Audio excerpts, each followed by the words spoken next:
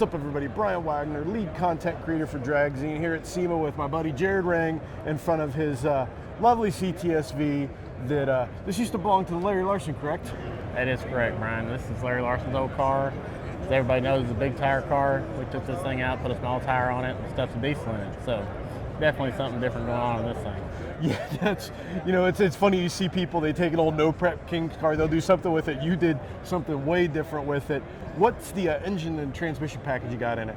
So we're running a Rosler 400 behind a Cummins-based billet block setup from Fleece Performance. This is a new serviceable lifter style billet setup from them. Seems to be doing well. Still running Wimberg cranks just like we did on our other one, but other than that, that's about the gist of the difference in the blocks.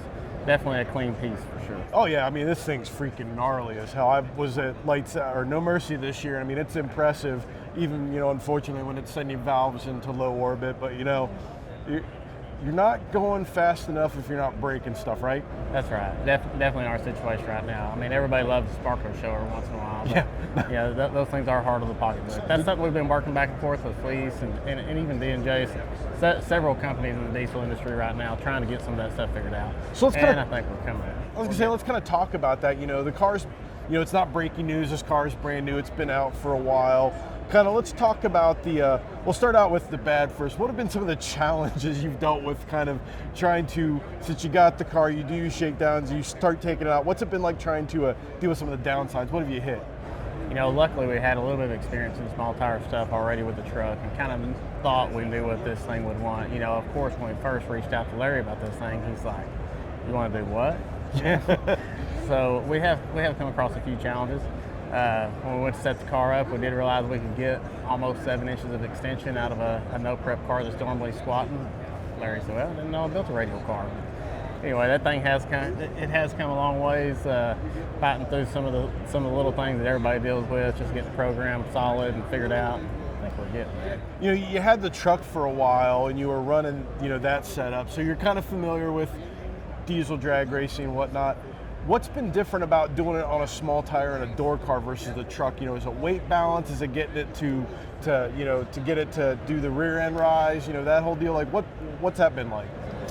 So we do. We do a lot of things similar to the truck. The truck's had a staggered bar back end in it for a long time.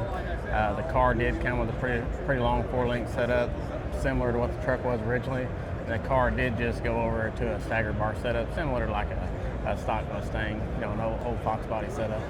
And it does seem to make the car work a lot better, allowing us to control the mentions a little bit better. I think that's the step we need as we go. With this lovely piece of diesel jewelry in the front, probably weighs a little bit more than a 481X, I guess. I would say so. Yeah. Well, what's that been like trying to figure out? Weight distribution with the diesel motor in a door car. We did move quite a bit of stuff around from how Larry had it with the other setup in it. Of course, he was closer to a 50-50 setup.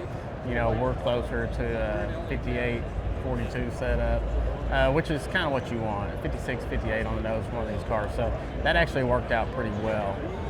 We even moved our turbo and stuff up there to actually get enough weight on the front of this car.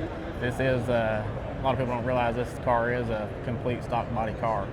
So we are still down 2,900 or so with me in it. It is still plenty a lot to race with, but it's factory from the bumper to the back. It's doors and everything are all factory. So we did need to get a little more weight up there than what you would normally think you would in one of these cars for sure. So you've been able to kind of work through this kind of stuff. What do you think you'll be able to be a player in Pro 275 with this? Is that the ultimate goal, or is it gonna, be always a little bit behind? What's your feel now, do you think? That is the ultimate goal. We come out with a truck and we did some no-time racing and we really enjoyed that. Truck class is awesome. We wanted to have a class car. We didn't want to be up doing everything else that everybody else was doing. That's why we stepped over into Pro 275. I got with Duck, a year prior to owning this car and started talking about what the rules could be and how we could get it fit in here. We probably need to figure out how to lose some weight somewhere in the car, and the rules would have to reflect some of that, as we're about 50 over what we're allowed right now. As far as are we going to get down to what these other guys are running, we'll see. We got a big step to make still. Well, I think that's what there might be this misconception, oh, it's a diesel, it can't, oh, you make probably more than enough power, but it's trying to figure out how to make that horsepower do what you want to do on the track when you want to do it, because that's completely different thinking than a gas car. This is true. You know, a blower car goes out in 60 foots where a turbo car runs out the back.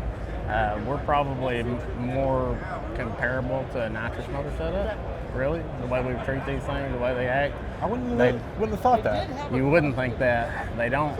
You think we're running a turbo diesel. Well, it's a turbo. We run at RPM. But they react to nitrous just like a nitrous car does. So really that's how we tune G-meter stuff. I didn't even know these.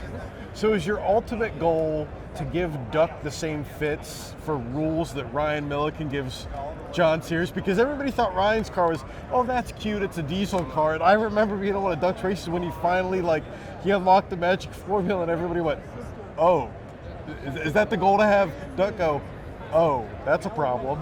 If we come out and run within a tenth of everybody in one race, I'm sure the dual power adder thing will be all over social media. Everybody likes to play that dual power adder for sure. They haven't felt threatened by us yet. I think this thing's about to come together. Based on like I said, I saw it, No Mercy. I think that time's coming, man. I really appreciate your time talking to us. Make sure you follow on Dragzine to check out what Jared does in the next events. We also got a link to the article about the unveil on this car we did a couple of years ago. You know, a lot of great info there. But thanks for playing along, man. We'll see you around. Yeah, man. Give us a follow on Ring Racing as well. Yeah. Talk with you, Brian. Oh, good to talk to you too, man. Later.